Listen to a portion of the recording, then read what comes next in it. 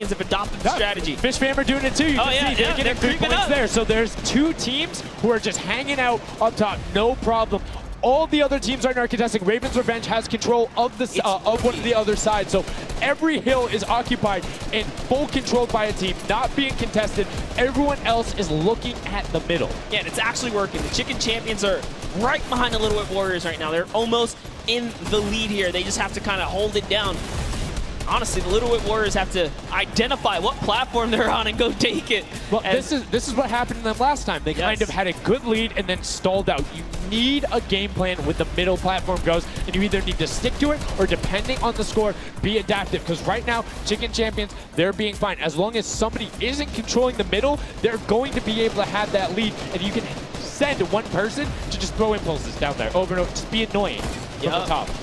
Here's Scissors. 6 Elans looking good on this other point, and now he's in the top 3. They weren't even close before, but just by slowly, consistently gaining points here, you can see they're breaking those thresholds slowly but surely, and Little Whip Warriors are no longer in the lead. Yeah, Little Whip Warriors actually unseated the Chicken Champions there from their control point. They're taking it over. They're trying to get it back, so that's a battle right now. But the Funky Fighters out of nowhere, middle hill, and all of a sudden, just like that, into first place, going to pass 700 in just a second. Nope, get pushed out, and now they're back in there. Tomoya going off right now. Llama and Co. down there and trying to push him out. And you can see they're contesting it over and over again, but they're not getting the points they saw last game, falling off the pace. Yep. They are slowly just battling for this #1. Chicken Champs kind of overtake it now as well. The Fish Fam not too far either. Everyone's so close here in the top 4. Don't forget, if you take a victory, you win 55,000 bonus in prize. And right now, Suzu is going off. 21 eliminations, and right as I say that, apologies for the caster curse, but 21 eliminations from the Belgian. He loves practicing his builds in creative and is showing it off here with really clever defensive cone edits up there. But right now, Little Whip Warriors are going at it. Tomoya gets the better Ninja, and he gets cut down, but Funky Fresh Fighters then get sent all over the place thanks to the impulses from above. I love this strat. He kind of sends out for a second there just to kind of catch a breather, see if his teammates come back. But unfortunately, the timing was just a bit off. And the Llama Record Company now control the middle point. For how long, we will find out here, as this is their comeback story, because they need these points desperately here. Hand of Blood still alive, just long enough to get a couple of more points. But Scissors is playing the long game here, just eating away at the threshold here at the top. So Suzu isn't grouped with them. I'm assuming they've sent him to just go either watch middle and be their middle control. No, he just came up the backside. There you go. And just like go flying at people as the Cuddleku come up in a very well coordinated pinch. 3 from the side, and Scissors gets taken down. But the Funky Fresh, oh no! No, they got stopped. 1 point. Well, 1 point. Yo, so if you are the Fish Fam or Little Whip, right now you have to send somebody to stop them. If that Infinity Blade wielder gets out of spawn and goes anywhere for 1 second, they will win. Somebody has to deny him. It is all on Tomoya. Anywhere he goes, it doesn't have to be the one near him. If he touches the middle, a singular uncontested second will be the victory for them. These are the final moments here, Sundown. Look at him. He's got a slight grin on his face. He wants to do it. Is this the point that he's going to make it? Here it goes. He takes the stake. He does miss. He's going back for it now. His team's up there. All he has to do is swipe just a couple of times. Can he win this straight? And he does not.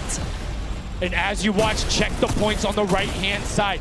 Nobody is climbing up by the 12s, and as they did, Llama Record Co. gets the control there, but Little Whip contesting them right back. Funky Fresh Tomoya will be back and looking to find it, but the contestant is going for the middle. Here's Tomoya. He knows just a second in there. Uncontested will be enough. Can he get it?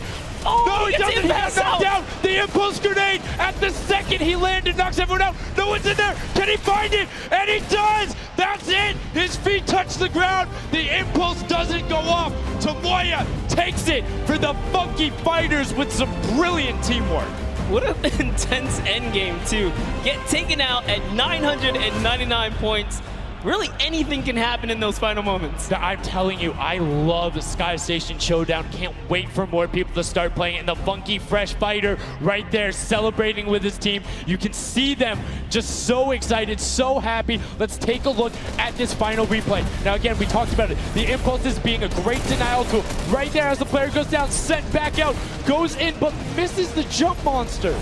He almost had the flashiest ending ever, just kind of diving in, wrapping it all up, but it was just good enough. Like you said, he only had to stay there for a bit, and even with the impulse bumping him out, that's it. And I mean, you saw the impulse explosions the second after going off. The team's doing everything they can, but it was not enough to shut down the Funky Fighters. Tomoya, Kutu, Huzi, Dracius, incredibly well done to take the second match of the first set at the Creative Finals. Yeah, you know what? I am a Funky Fighter rooter and supporter now.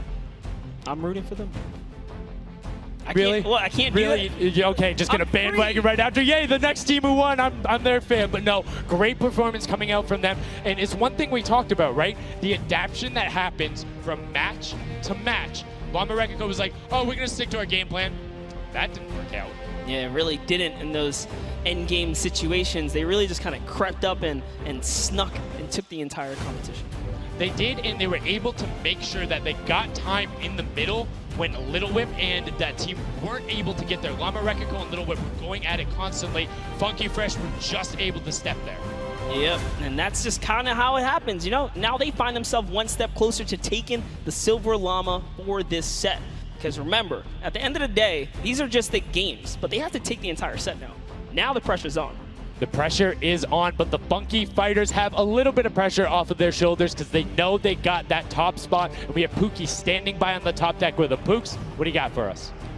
Thank you so much, Sundown. I am down here with our second game winners here. Congratulations, guys, first off and foremost. Now, I got to talk about the moment where you guys were just sitting, you needed 1 point left to win. What was that like? Oh, I was really nervous. Like, I was just imagining, like, losing with 1 point would be terrible, so we just tried to get 1 more point and we did it. So it was definitely devastating. I was screaming in my seat. I heard all the fans in the audience screaming for you guys as well. So going into the next games, what do you guys think your strategy is going to be? Are you gonna keep doing what you're doing? Or going to mix it up a little bit? I think doing what we're doing is fine because first game we got second place, second game we won. So yeah, we're going to try and do the same thing and hopefully win again. And hopefully have more than a 1 point buffer, right? Yeah, definitely. For sure. Now, just coming over here to you, what has it been like to be here at the Fortnite World Creative Cup, just playing in front of this audience, you know, hearing everybody cheer for you guys to win? What is that like? It's fun.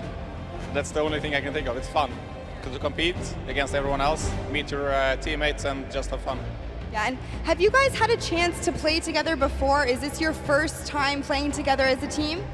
I don't hear it, sorry. Is it your first time playing together as a team? Yeah, it's the first time. Well, you guys definitely make it look super easy. Thank you all so much for being here and talking to you. I'm gonna let you get your synergy back together. Sundown and Monster, back to you up at the desk. Thank you so much, Pookie, and the Funky Fresh Fighters. I mean, their game plan has been solid. Second place, first place. Now, I understand why you might want to bandwagon a little bit, but I'm still gonna hang out with my Llama Rekiko. But I want to talk about the changes we saw from match 1 to match 2 in terms of gameplay, and was it what you expected? Definitely not what I expected. I thought Gotaga's team was going to come out here and crush it right behind the Fish Fam, but as you can see, huge upsets. Anything can kind of go either which way, and I mean, talk about like kind of beginner's luck or something like that. You just put a team together. They didn't practice. They're just coming out here and wiping players up, so a lot of talented players here at the Creative Finals. I mean, Tomoya talked about it. He was like, hey, when I pick my team, very confident there with their death run ability. Want to see what they do in the elimination race during World Run, but doing incredibly well so far at Sky Station. That's going to be a confidence booster because if you can get the Silver Llama there and you're confident in your ability on the World Run, you're set.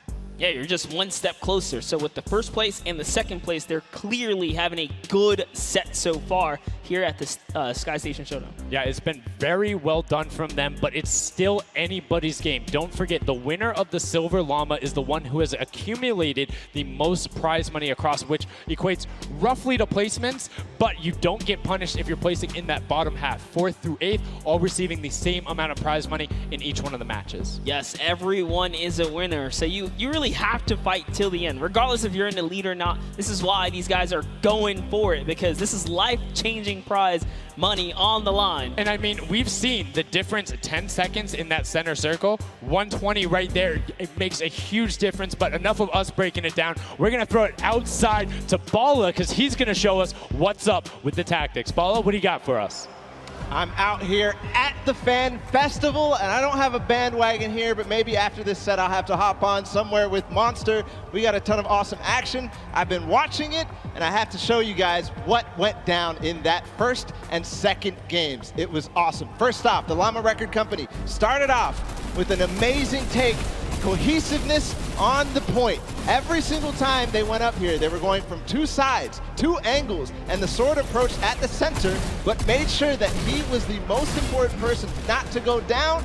You see there, Hand of Blood and his teammates all backing up. He's gonna have an engagement on the side. These sword fights are really easy for him to just mow it down, but immediately as he realizes his teammates are up on the point, about to get up, about to push the ramp, he comes up from the side, slices and dices, but meanwhile, they ended up falling down the leaderboard. If you look at it now, where they're at, they're only in second place. Fishfam was ahead of them. But all while Scissors was dancing and talking all the smack, telling his teammates to try to get the crowd involved, it was Llama Record Company making the plan, making the play to get in towards the center. Absolutely amazing take in the center on this first game. Led to Hand of Blood staying in that point and